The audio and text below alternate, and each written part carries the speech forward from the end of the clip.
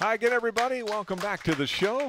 As I'm alongside Matt Mitchell, I'm Steve Lloyd-Jones. The Lakers 6-2 overall, 5-1 in conference play. Bitter loss on the road, Coach, Saturday. We'll break that down a little bit, but a tough one, 28-27, a loss at Ferris State. Yeah, very disappointing locker room after the game, but I couldn't fault the effort of our players. I thought our players, we had some guys with some championship-level performances and really came out and fight. It was just a couple key mistakes in some critical times of the game, which I know we'll cover. And, probably a few things we could have done different, but we were, right there with an opportunity to win that game. And, it's just kind of tough, but we got to regroup. We don't have much margin for error now for the rest of the season. That's got to start with great preparation for Northern Michigan. We've got a defensive flavor to our guest tonight, don't we? We do. We have Nick Postma, our co-defensive coordinator, coaches our secondary, is on the show today. And then from a player perspective, we've got Garrett Pouilly, the senior who has played a lot of different positions, but is currently playing our will linebacker and having a really great senior year attacking things from on his end. Yeah, that's right. Both of those guys coming up. We'll also talk about Halloween costumes, all of that ahead as we continue with the GVSU Football Weekly Report with head coach Matt Mitchell on the Grand Valley Sports Network.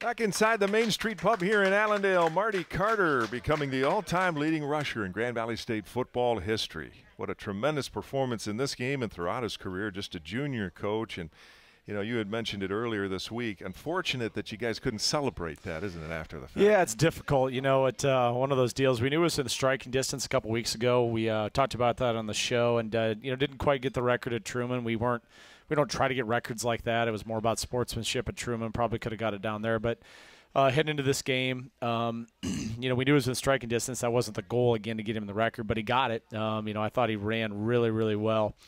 And, it's just kind of one of those things. You like to head into a locker room after the game knowing that you've got a guy just set the career rushing mark at Grand Valley and kind of celebrate the win and celebrate that. We weren't able to do that in the locker room. It wasn't really mentioned, but we got to get back together on Tuesday. I did talk about it with the team, and I was, gave him a lot of credit for this, but you also have to give the credit to the people around him. I think the O-lines over the years he's played, this is his third year, have been really instrumental, and then the passing attack has opened some things up for him. We've got the ball back defensively. So when you have a individual award like that, it's not an award, but an individual achievement like that, you recognize the player, but there's a lot of things that go into it. And I think it's a really cool thing for our program, and it's kind of exciting too, Steve, because we've got 3 regular season games left, and then he has an entire another year of eligibility. This might be one of those records that's going to be very, very tough for future players to try to achieve that, and it's a credit to him and the work that he's put in to be who he is.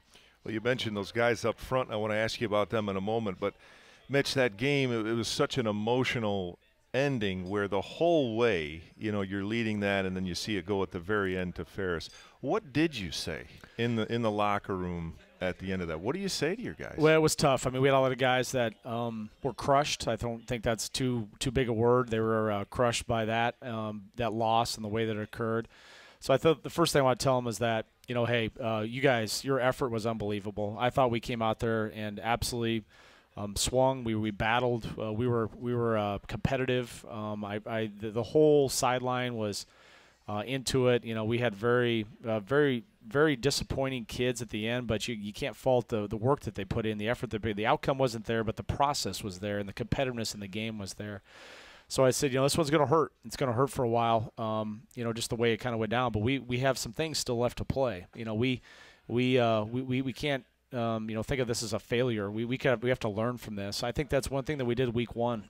We played very poorly week 1. We didn't play to our potential, but we learned from it. We grew and got better.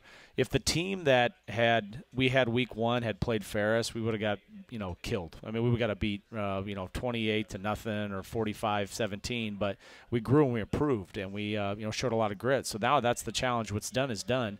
We're going to have to come back in, and get to work. This one should hurt. It's going to hurt for a while, but at some point we got to get over it. And that process has to start by watching the tape and understanding the mistakes we made. So, it was difficult in the locker room, difficult after the game. I know, and it's lingered. To be honest with you, it's lingered, Steve, for a few days. And I think that's probably the biggest challenge of this week. Not to discredit Northern Michigan. I think they're a program on the rise, but Grand Valley getting back, get that energy back, get that that edge back. It's taken a little bit of time, as you might imagine, after a loss like that.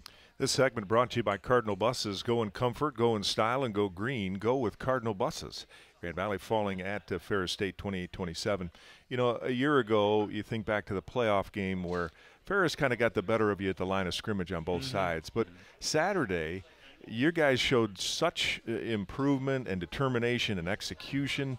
I mean, let's talk first off your offensive line. You guys were able to run the ball here for 132 yards. That's including some sack yardage. But you really did a nice job on the line of scrimmage. Yeah, I agree. I thought heading into the game, when you talk about our offense versus the defense, I felt good about the matchup of our wide receivers on some of their guys in secondary. And, the one matchup I was concerned with was the O-line versus their D-line. Their D-line is veteran. It's very experienced. They've got a guy that led the league last year in sacks, is a very productive player. And those guys did great. I felt like we were able to neutralize that. We kept things off bar. We were able to get in some runs and really get Marty going. And you give Marty credit. Some of the runs he kind of did a little bit on his own. There's no doubt about it. But we did get him to the line of scrimmage. So that was what was really difficult. I think that's the difference maybe, and I'm glad you brought that up, Steve, seeing it as in the past few years, we've lost that at the line of scrimmage. Their defensive line has been very physically dominant, and we've had trouble protecting Barton and consistently run the ball. It was not like that on Saturday. I think we hung in there very well. If there's one thing that probably could have improved, our tight ends in the run game weren't at the caliber that I would expect. But when you talk about the interior five, the five guys that played on the O-line, I thought they did a great job of keeping Bart clean, and that allowed him to make some really, really critical throws. Yeah, and then conversely, your defensive line, Keon Belcher, really stepped up with a fine effort. Farmer was very active. You had other guys too, but sure looked like defensively you had a good front. Yeah, I think we did a good job of changing up some looks and kept the pressure on. Reggie Bell. Obviously, them getting him back was a big, X factor for them. But for the majority of the game, maybe until the last two drives, Steve, I felt like he was uncomfortable because of some of the pressure that was happening. The only runs they really got at all were a couple perimeter runs. We didn't really leverage the ball, get the ball back appropriately, but there was really no run game up the middle to speak of. And when he dropped back to pass, we either got pressure or we had a good enough coverage that he was looking to scramble around and run, and we kind of kept him contained too. So I thought our defense put in a great effort, all around, and really got put in some tough field position situations because of the wind and special teams. But they kept battling and kind of held them to some fourth down attempts. They did not convert a single fourth down all night. They were 0 for 5, and a lot of it had to do with the way our front was playing. They tried some short yardage runs and weren't able to get those, and so to sit there and they tried 5 fourth downs, and we held them to 0 for 5 on fourth downs, and to lose, that's tough to swallow too. That shows your defense is showing up to play. Yeah, great job defensively, and really did an excellent job on 3rd and 4th down. Penalties hurt you in this game a little bit, 11 for 93. But I want to ask you the Coors Light Ice Cold question presented by Alliance Beverage. Coors products distributed locally in the West Michigan area by Alliance Beverage. So you look back over this, a 1-point loss. What would you have done differently? Is there anything that kind of comes to mind? Yeah, I think when you talk about the three phases, in the kicking game, I do regret a little bit two things in the kicking game. We had the option to start the third quarter. They got the ball, so we had the option which way to kick. And the wind was a factor. If you were there, the wind was a huge factor in special teams. And I chose to take the win in the third. I felt with a 2-score lead that if we had the win, we could win the field position battle. And our defense was playing well. Obviously, held them to 3 points. I felt like our defense is playing well. If we could get that field position, a shorter field because of special teams, and we get that score to extend the thing to a 3-score lead with how our defense is playing, they'd have a hard time coming back. So, maybe I should have saved the win for the fourth quarter, but I wanted to try to capitalize, be opportunistic. On kickoff return, we had that really horrendous mistake. If there was maybe one mistake that was the kind of the backbreaker was, we gave up a field goal, and then they kicked off, and the ball hung on the air, and it got on the turf, and they got it, and they scored their touchdown. And so they gained an extra possession with the special teams. And, I think the positioning of the players and player awareness was not at the level that it needed to be, and that falls on me. We probably should have prepped the kids a little bit more for the situation, given the wind and the personnel that we had out there. Take a second look at who we had in some of those situations, because you knew the ball was going to hang up with the wind. And we tried to communicate that pregame. Probably should have hammered that point more at halftime that was going to happen. So, regret that quite a bit. And then, I think the thing you look at defensively that you're always going to second guess yourself, but we'd played some man coverage and got after him, pressured him, and kind of there on that last drive, we kind of rushed forward and played a little bit more zone, and maybe we should have stuck with a little bit more pressure and had our guys out there, and could have kept him a little bit more off balance in the last couple drives.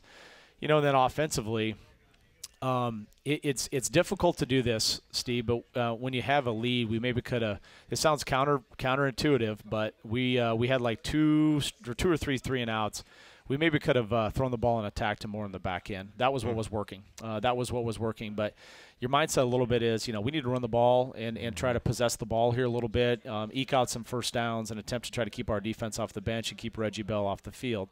But when you look back upon it, we were attacking him, and you even saw that when the drive, when we scored it up, we went boom, boom, boom, 75 yards pretty quick. Almost too fast. Almost too fast is right, throwing the ball down the field. Maybe we should have continued to attack some of their guys a little bit better and not waited till third down to maybe try to push down the field a little bit. So, all those things, you're going to think about a lot of those things. When you have a tough loss like that, a lot of the stuff's going to come into your mind, what you could have done better. We even had conversations, after after they got that long pass play, do we let them just score? Do we just let them score? Right. And then, but I was looking up the clock. There was only like a minute left on the clock. That would have been some tough sledding to pull off a 2-minute drill. And the way our defense has been controlling line of scrimmage, I actually thought maybe we might get some stops here on third down and force a fourth down attempt and maybe win the game. That was a really tough decision, too, towards the end of the game, that sequence of events. No, I'm glad you brought that up. I would never have said that on the air. Greg and I talked about that in the break. Is that more determined by time, or that they're at the 2-yard line as opposed to the 5? There's probably a ton of factors. I mean, where the ball is, the time on the clock, how many timeouts you have left for the 2-minute drill, and your overall feel for how things are going. And my overall feel was like our D-line was stuffing the run. We were stuffing the run. They'd had some short yardage runs on fourth down. They'd had some short yardage runs down on the goal line, and we had stuffed some of those runs. And I felt like, with them kicking off into the wind, we were probably going to have to go 75 yards in less than a minute, that was going to be tough. That was going to be tough, and that the tougher task or the tougher ask, maybe than trying to line up and play some defense down on the goal line. So, either one, you're behind the 8 ball. Right. Those aren't. It's not like boom, boom, boom. That's going to happen. But you weigh risk reward. You try to factor all those decisions in a very short amount of time, and I still stick with that was the right decision to keep our defense on the field and try to stop them there inside the 5. Yeah, well, as we were talking about earlier, how many fourth down conversions you had held them on to as well. Well, some standout performances before we wrap up that game. Marty Carter, of course, the all-time leading rusher now at Grand Valley, 139 yards and a score. Bart Williams ended up with 287 yards and 3 TDs. Brandon Bean, beautiful day, 10 catches, 167 yards and a touchdown. And then Colin Schlosser on defense, 12 total tackles, had a sack. He was everywhere. Yeah, that's I tell you, that was the hard part. You get guys that you go on those games and maybe don't perform well. You look back upon that, point to that. But we had a lot of kids on our team that really stepped up. You mentioned a lot of them. In the break, I think you hit a couple guys on the head before we got on. Keon Belcher was really dominant inside. Demario Johnson played really well at corner. Austin Parity, as a sophomore, really thrust into action with the injury to Erston Smith. Big touchdown catch. He has a really good catch and breaks some tackle on the opening drive. Future's bright for him, and what he did. And there's a lot of guys in the O-line and a lot of guys that played so well that it's kind of, it's tough. It's heartbreaking a little bit when you have guys lay that much out on the line and make some of those plays that you had in the locker room with the loss. That was the hard part about this game. We had so many kids that played really well. Yep, absolutely. But the good news is, as we'll get to it in a little bit later in the show, you may get another shot at those guys. Yeah, potentially. There's a lot of football left to be played. I'm sure we're going to go through a little bit of the region and kind of how things are going. But The door's not shut, in my opinion, sitting here. You know, I'm not a part of the regional ranking committees or anything, but I'm taking a look at some of the numbers, been around the block a little bit, know that some of the criteria. I don't believe the door is shut, so we have to take care of business, and that starts with preparation and performance against Northern Michigan. Northern Michigan homecoming 4 o'clock this week. Into a break now. We'll be back with co-defensive coordinator and secondary coach Nick Postma up next on the GVSU Football Weekly Report here on the Grand Valley Sports Network.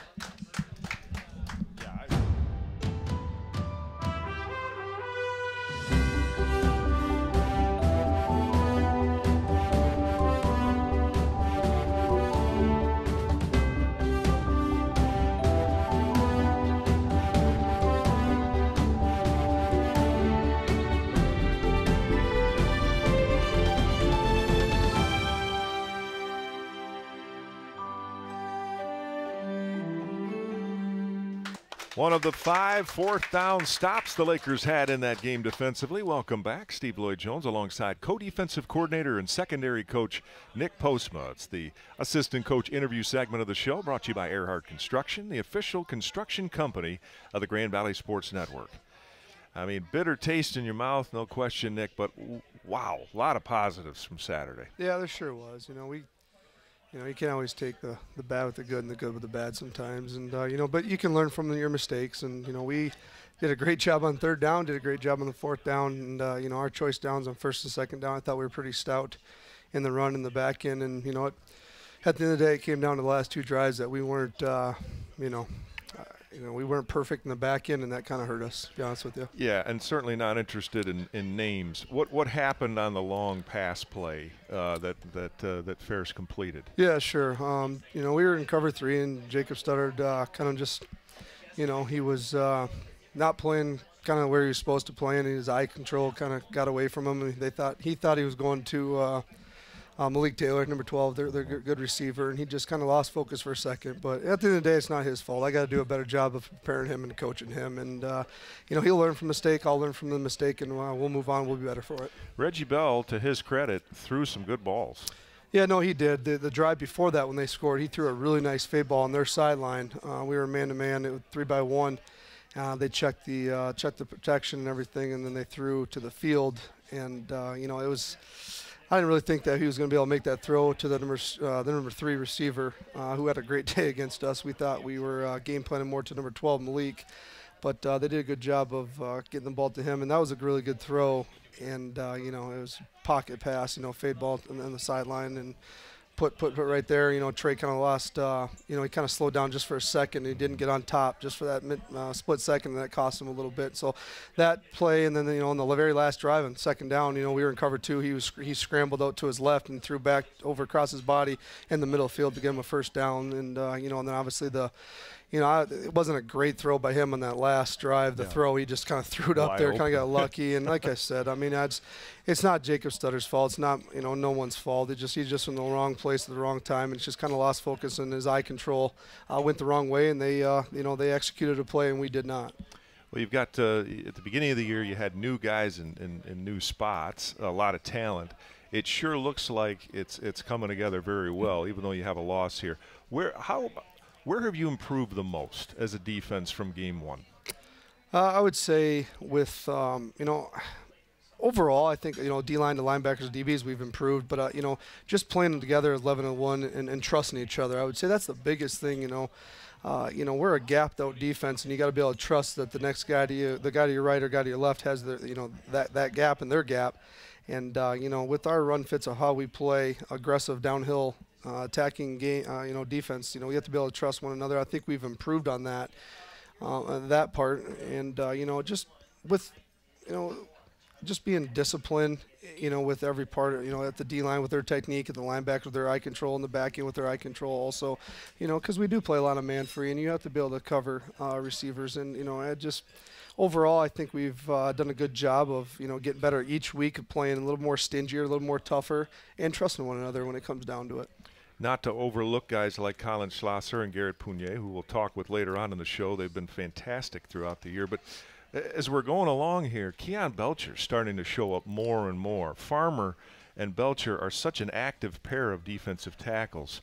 And then we're also talking about Demario Johnson a lot, making plays in the secondary. These are other guys who have really upped their game. Yeah, I would say Belcher probably had his best game last week, to be honest with you. And, you know, Farmer, with being new, you know, he was not understanding the defense as well game one as he is now. Sure, you know, and that's sure. showing huge. And with those two big boys in the middle, you know, and then with the linebackers with Colin and Garrett, you know, it's tough to run against us, you know. And with what you just said with Demario, you know, if we sat here you know, a year ago, I probably wouldn't have said that Demario would be contributing and playing at a high level as he is right now. You know, he's improved so much, and it's a credit to him. You know, he's had a great spring ball. He had a great summer, you know, with a program with lifting and conditioning, and came in and had a great camp, had a great fall camp, and he put himself in a position to be our starting corner, and he has not looked back at all. And he also, I think he had his best game last Saturday also. And so, you know, if we continue to build and grow and get better as we are, I think on defense we are each week getting better and better. Now we face different challenges every week. What, you know, offense is what we see and everything, but our kids do a good job adapting to what we see and how we coach, and I think they're improving each week, to be honest with you. Nick, for the vast majority of that game, your defense played lights out. You had a couple of, you know, drives at the end there where they get the better of you.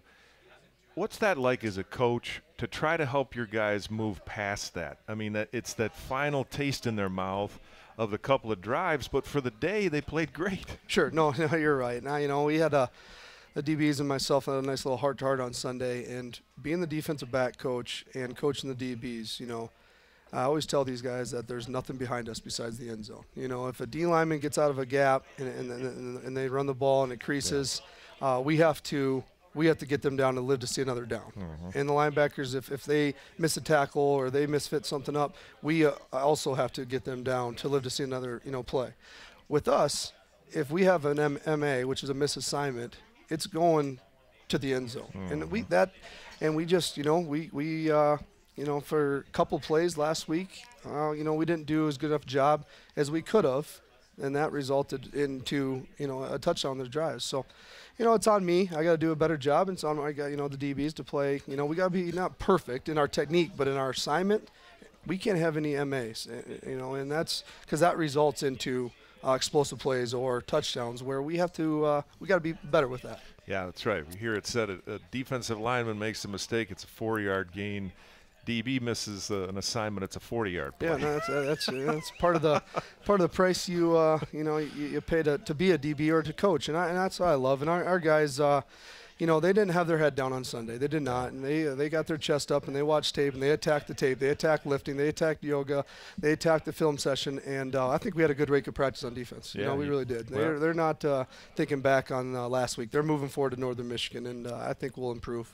Last question for you: how do you? You know, now the regional rankings have come out. It's got to win every week to get into the playoffs. How do you not look past Northern when you have Ashland looming on the horizon? Coach Whitlow said it best on Sunday. Get to 1-0. Be 1-0 this week. That's all that matters. Ashland doesn't matter. Tiffin doesn't matter. Playoffs doesn't matter. All that matters is being better and being one more point better than Northern Michigan and get to 1-0 this week. That's right. Homecoming, 4 o'clock kickoff. Nick, thank you. Appreciate it. Thank you.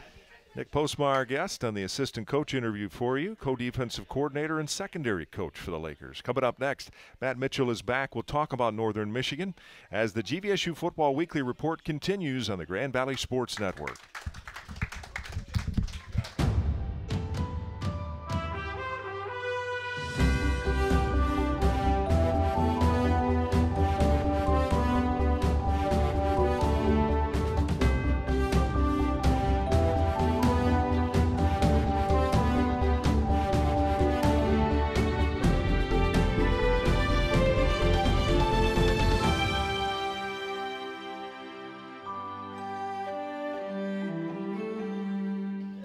Austin Parody with a great grab right there in the end zone.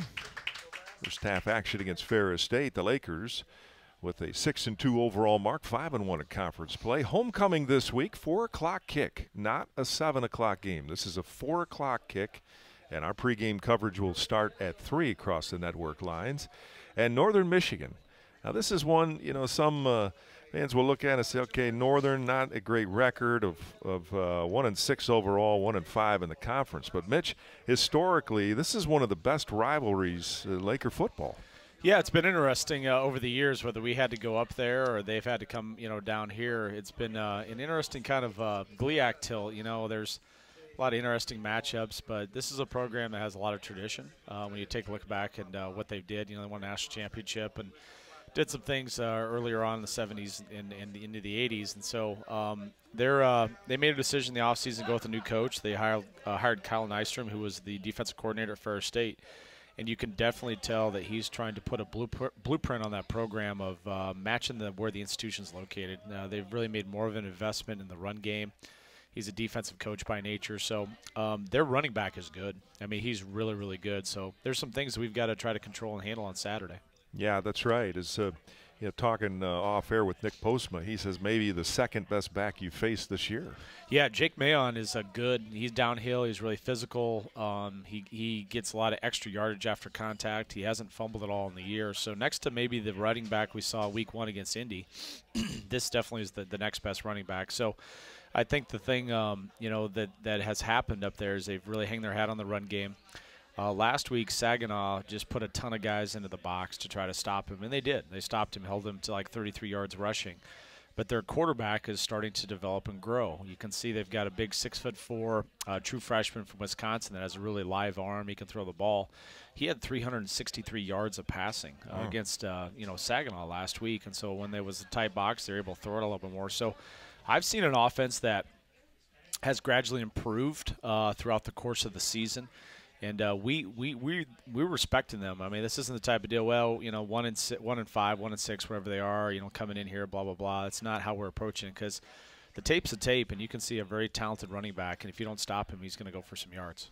The opponent breakdown brought to you by Countryside Greenhouse, West Michigan's premier gardening destination. Talking about gardening, the weather will be a bit of a challenge. You're used to tropical weather this year. It's not going to be that way Saturday. It's been a great fall. I mean, up and down. Even Saturday was awesome weather.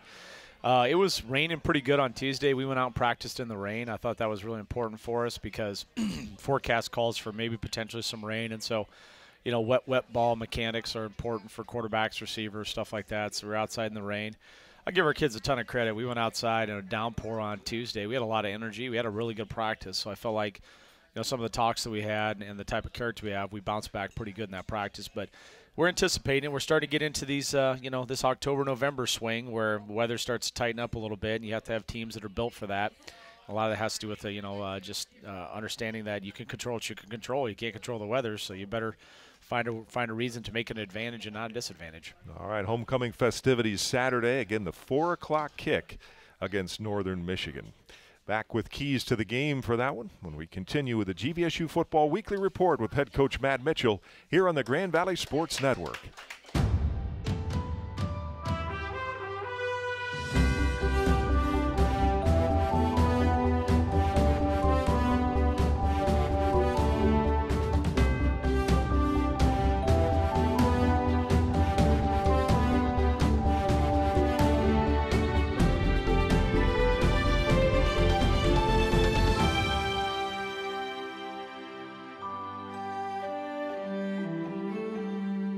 Grand Valley and Northern Michigan, 4 o'clock kickoff this coming Saturday for homecoming. Welcome back inside the Main Street Pub here in Allendale. Steve Lloyd-Jones with head coach Matt Mitchell.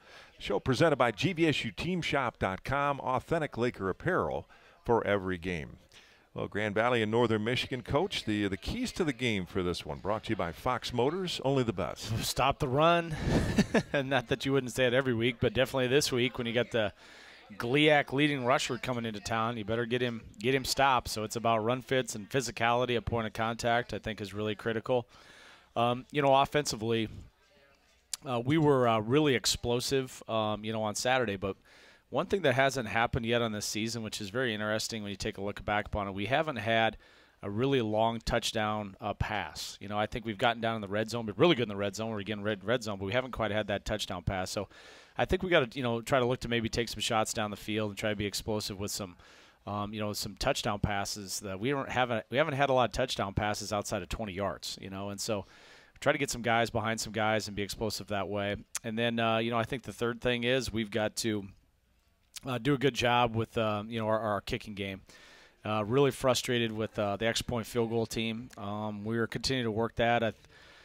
You know, we've had 2 games where that unit has completely altered the outcome of the game. When you take a look at the Indianapolis game, a missed extra point put us down 4 instead of down 3, completely changed the dynamic at the end of the game. And then obviously Saturday, the missed extra point put us down put us ahead 6 and not ahead 7, which could have really swung the impact of the deal. So you're looking here at 6-2, and I'm not putting it just on that team because you can overcome that other things. But you look at that, like we're maybe 2 plays away from potentially being undefeated. And we worked it every day this week. We went live almost with our defense rushing it really hard to try to get it squared up, to get it shored up. And we've got to have some guys start coming through with some performances when the team needs them the most, and that hasn't happened yet. So looking for some confidence in our X-point field goal team, not just for the coaching staff, but the team needs to feel it. The team needs to feel that team is going to win for them in the moments when it needs to. And I hope we have some opportunities. We're going to, optimistic opportunities on extra points. Maybe we'll have an opportunity to try to kick a field goal and try to create some momentum as we hit into these, the last games, and the players have some confidence in that unit. All right, 3 keys to the game. Stop the run with the run fits. Be tough up front against Jake Mahan. Take shots down the field through the air, and the kicking game for the Lakers here, all part of the keys to the game, brought to you by Fox Motors. Only the best. Well, coming up, it's Garrett Pouilly. Yeah, we got senior linebacker Garrett Pouilly, and so he's going to come on. He's switched positions and has played a lot of football at Grand Valley. When you take a look at some of the situations he's been in, he's come up with some really key performances. So happy to have him on a Thursday night. That's right. He's straight ahead as we continue with the GVSU Football Weekly Report on the Grand Valley Sports Network.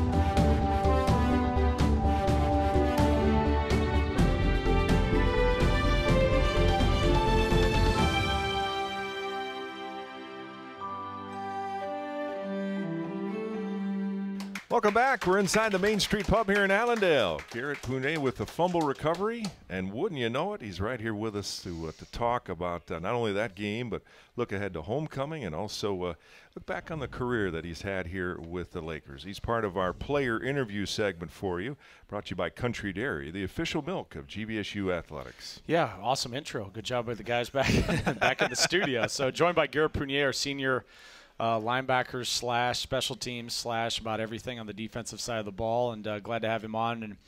And for Laker fans and for me a little bit too, he's played so much football here the past 3 years. You kind of thought maybe he started a career here, but that was not the case. Recruited him really hard out of high school and ended up committing and signing with Southern Illinois, and then transferred back to Grand Valley. So let's go back in the time machine, talk a little bit about recruitment decisions to Southern, decisions to Grand Valley, and how that process kind of played out for you. Yeah, back to high school, senior year, Grand Valley, SIU. Those 2 schools were on my mind constantly in the recruiting process towards the end of my senior year of football, and ended up going to SIU. And through my time there, decided that it wasn't for me. And luckily, I maintained a good relationship with Coach Postma, and was able to get a hold of him. And you guys needed some help, and were still wanting to take me in, so I was very thankful for that opportunity, and now that's kind of where I am. And came in right away, and played right away. And I think probably I remember, the sophomore year, we kind of made on that run in the playoffs. Really big plays out. He had Ashland, had some really big plays, and at Ferris, and then kind of kept the thing going. And really, in my opinion, at that time, that run your sophomore year gave you a ton of confidence. Talk about early career versus later career, and the flow of the game and the feel, and how things would kind of progress for you. Yeah, in high school I was a quarterback, played a little defense. So, early on in my career here at GV, getting switched over to defense, still learning some things, still getting comfortable out there. And yeah, like you said, that sophomore year run, I gained a lot of confidence in myself and the guys around me, and that kind of propelled me going into my junior year, and kind of where I am now. So, played a lot of safety, for the first 3 years here. And now heading into your senior year, we lost David Talley and Joe Moran, and lost some pieces inside. It felt like our best combination of people was asking you to move closer to the line of scrimmage. It wasn't that you couldn't play safety. You had done that very well, but get a little bit closer to the box. Take us through for the fan out there that transition from being a safety and being in the defensive back room to being now a linebacker, being out with Coach Lewis, and how that's gone. Yeah, it was definitely a big adjustment for me this past spring ball. Moving rooms and with Coach Lewis and those guys, it was a big adjustment. Just having to, pick up some more knowledge and overall, understanding of the defense and where guys need to be and where I need to be. That was probably the biggest adjustment for me.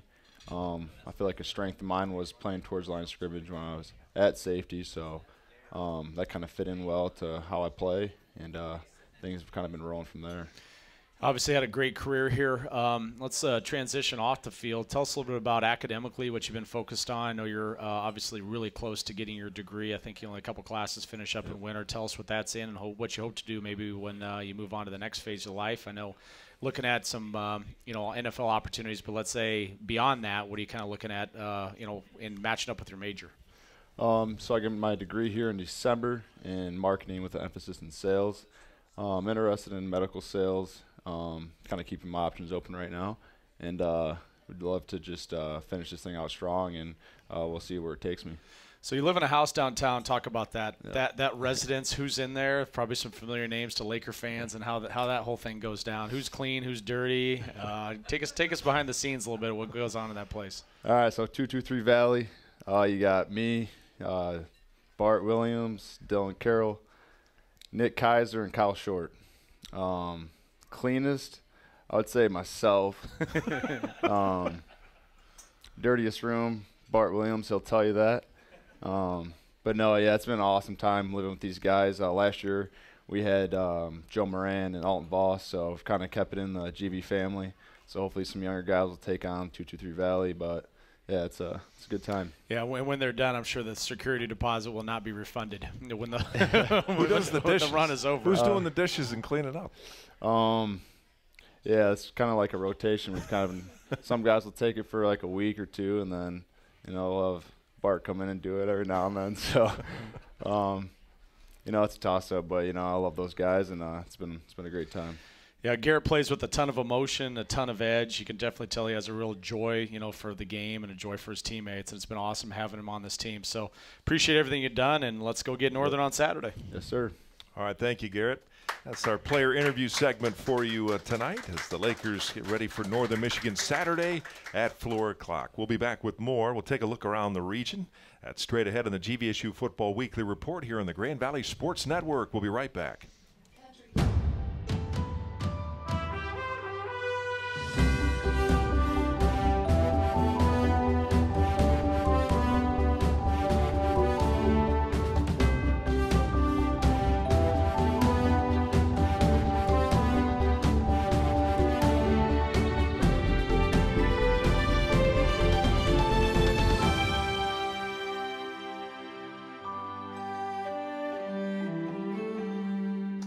Yeah, one of the defensive notes of the game Saturday that can be quickly overlooked is that you did a great job on Malik Taylor. I mean, you really held him down. In the playoff game, he did so much damage, right, but not as much Saturday. Yeah, and we game planned for him. He'd had a really big game against Saginaw Valley the previous week, so I think everybody kind of knew about him. And I think we had a really good plan to try to limit him. And we had inkling that Reggie was going to play, and they came out Thursday night, so we kind of knew we were getting there. And it's just a couple other guys made some plays. They have some good receivers, Keandre Craig, and then Deion Earls caught a couple balls on us. So we kind of took away their main threat. Credit to Ferris State. A couple other guys came up with some really key plays, and it wasn't just a one-dimensional receiving core.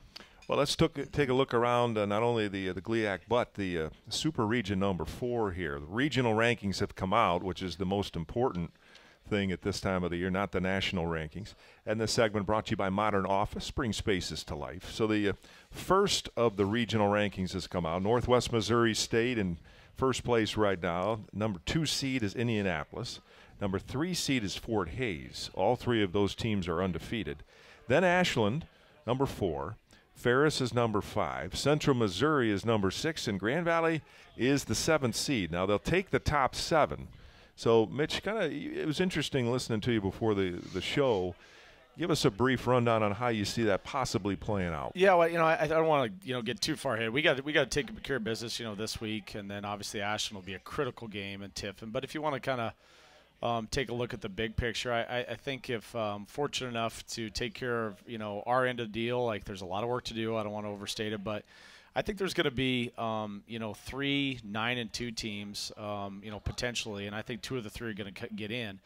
And a lot of that's going to come down to strength of schedule. A lot of that's going to come down to, who you beat and where you beat them. So, as I mentioned in the opener, the door isn't shut. I think that there's a possibility that if we can, go 3 for 3 here at the end of the season, that we'll still be in a good position.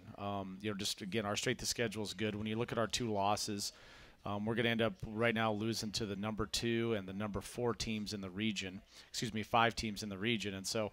Both on the road, and that matters for something. So our resume is really strong. We have a strong resume. You don't like to lose games, but the losses haven't been to teams that are not really high up in the regional rankings. And the combined record right now, the 2 teams that we lost to, they only have 1 combined loss to the 2 teams. And so we have some things out in front of us. There's no doubt about it. I also don't want to minimize, too, the chance to share a GLIAC title.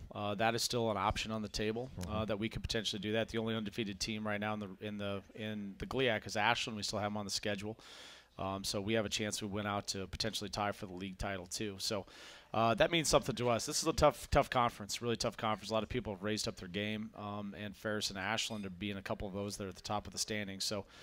To win back-to-back GLIAC championships, even though it may potentially be a shared title, is still a title, and that's important to our kids and it's important to our coaches. No doubt about it. Now, you're going to get the head-to-head with Ashland, the 4 seed at the moment, and Northwest Missouri State, the number 1 seed, and number 3 seed Fort Hays.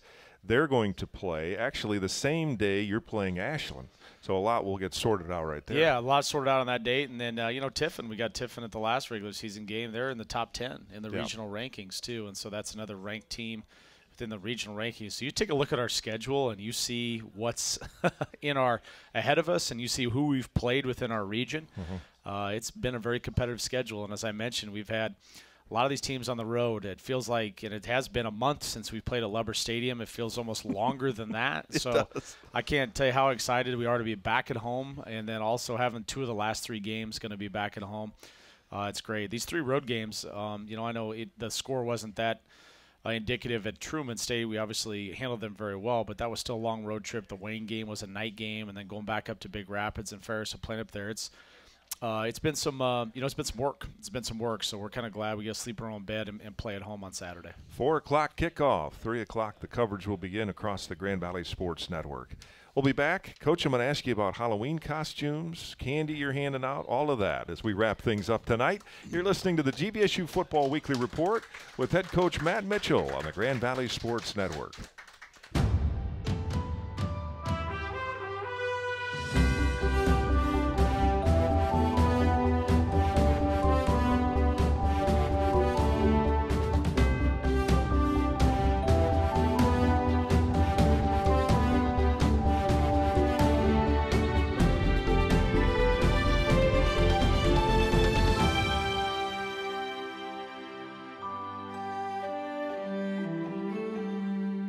That may have been the best throw of the day, and there were a lot of good ones by Bart Williams. Tell you what, he threw it all over the field, 287 yards. But that play with a rusher bearing down on him, and he threw it to the near corner on the right side there to Brandon, who made a tremendous adjustment and catch. That was a beautiful play there for the Lakers. All right, we're back to wrap things up on the GVSU Football Weekly Report with head coach Matt Mitchell. Mitch, Jeremy Bolker, the host of the GVSU Football Tailgate Show, which is going to feature this week, by the way, Jason Trice, the Dismal Dozen, and Jeremy says lots of fun and frivolity, whatever that means. He wants me to ask you, is your house one of those destination houses on Halloween? Are you guys handing out the full candy bars? Yes, we strive to be. We strive to be. We're in a cul-de-sac, and so a lot of heavy traffic back in there, and enjoy it. So I don't want to be known as that house. It's handing out apples. Yeah, or pennies. That's that. I don't want to be known to get that reputation out there in the streets. So, yeah, we typically like to try to get after it, and enjoy it. We live in Allendale, which is an awesome community, and like I said, we live in a great neighborhood, and so getting the trick-or-treaters around is always pretty fun. What do the kids want to be for I was this just year? informed here at dinner. I guess we're going as different sports-themed ball. One of them is going to be a baseball. One of my sons. One of them is going to be a football. Cool. I think mom's going maybe as a volleyball. So dad might have to get on that mix and do something along those lines and head out and have a Tennis little bit of racket. fun. Yeah, something like that. Maybe I could be a big orange tennis ball or something like that. But we'll. Sports runs deep in the family, and even on Halloween. I want to say a big thank you tonight to Brian Fongers back in the studio, timing up some of our highlights with our guests, and good stuff there, Brian. Thank you for that. Yeah, it's a great time of the year. In fact, this is our last show before Halloween, and so you'll get a chance to see my kids. I'm not even quite sure yet. They've figured out what they're going to wear. Sometimes the last minute ones are the best. You jump on Pinterest or something at these websites and try to find something at the end. So it's always pretty cool. What is your favorite Halloween candy? Reese's, right? Yeah. Wow, you're on point. You love it. Reese's peanut butter cups. Those are the greatest. If you can get those ones, that the little cups. Yeah, the cups. Not the M&Ms. No, the cups. Whatever, the cups. yeah. The single serve cups. You can get a bunch of those.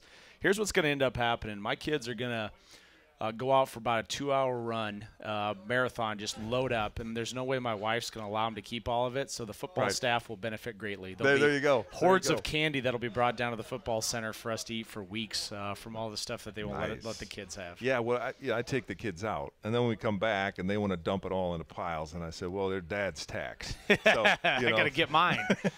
So I take all the chocolate. You guys can have all the rest of the candy. 100%.